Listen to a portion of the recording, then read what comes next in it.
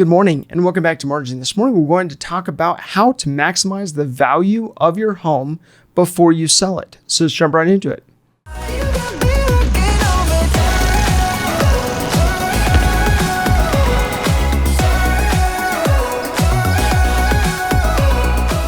So now that you are actually considering placing your home on the market, what needs to be considered before you do so?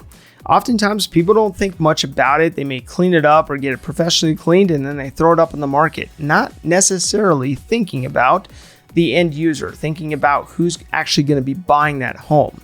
So oftentimes with our homes, we can approach them very subjectively, thinking about what our wants or needs are in the home, which is fine when we live in that space. But when you go to sell the space or sell the home, you need to think differently. Thinking like a buyer from an objective standpoint will then allow you to make sure that the product that you put forth will appeal to the most buyers possible and therefore broaden the interest and potential sale price. Now let's take a look at 4 steps to ensure you pivot your mindset in looking at your space differently. The first one comes down to declutter. Whether people like to admit it or not, no one likes clutter. You may be someone who has organized chaos and that may be your thing. But oftentimes when you walk in a room, even if you like that chaos, there's a calming aspect to a space that is organized. So removing all unnecessary clutter like extra furniture, clothing, personal items, books, and any other aspects that could distract a potential buyer from actually seeing the space will help in the presentation of that space. Now, decluttering will allow you to then go to the next step, which is repair. Now, repair is if you are trying to get top dollar for your home, which I assume you are, you will not want to have someone lose interest due to small maintenance items that could have been taken care of before placing your home on the market. Now, once you have decluttered your space, you'll be able to see what areas are in disrepair, what areas need to be addressed. And common areas may be, let's say, caulk around baseboards, maybe caulk around sinks, maybe it's switch plates that are missing, or loose door handles, or broken flooring, or things like that. Now, I would recommend that you have someone with an objective opinion on your home, like a real estate agent or qualifying broker, walk through your space, point out the areas that need to be addressed, believing that potential buyers would also see those same things as they go through the space at a future time. Now, I would set a repair budget first and save up for that before you actually put your house on the market so that you're not replacing items that will not actually add value to your home by spending above whatever the budget that you have set in place. Now, you may decide to set a budget of maybe $500 to take care of broken items around the house, which may feed right into the next step. Now, the next step being update.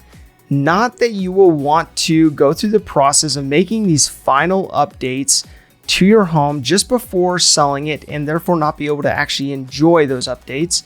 But it's important to think about the areas of your home that potential buyers may add up in their minds as they're walking through your home and that then reflect on the offer that they give you to purchase your home. Now, update is outside of just simple repairs.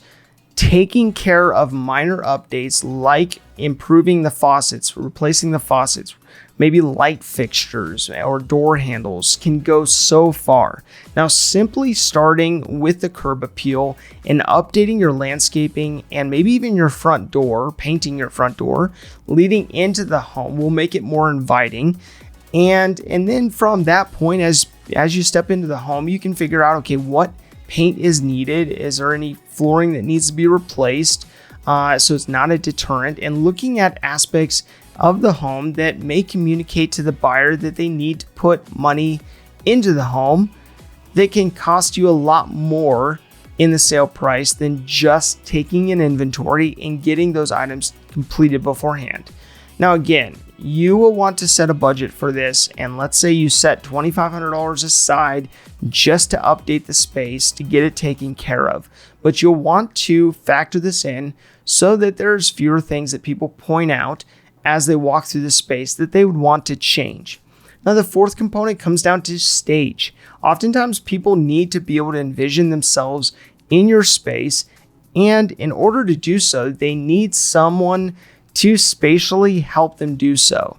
Now, having your space professionally staged can help people logically think through the uses for each area of the home. Now, if you have a bedroom you use as an office or a workout room, there's nothing wrong with that, but you may consider staging those as actual bedrooms and ensuring that if your home is advertised as a 3-bedroom, 2-bathroom, that you are working to appeal to the largest buyer pool by staging based on the intended use of the specific stage, spaces.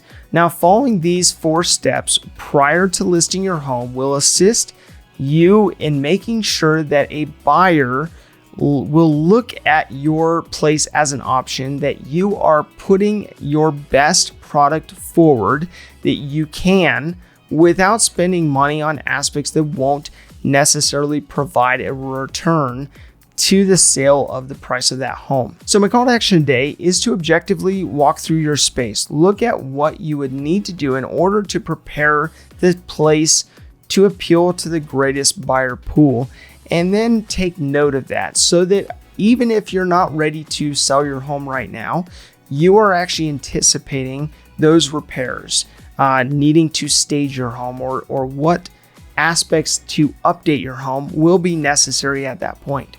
Now, if this information is helpful to you, please do like, subscribe, and hit the notification bell so you're reminded to come back on a daily basis and improve in managing your personal finances. Thank you for your time, enjoy your day, and we'll see you back here tomorrow.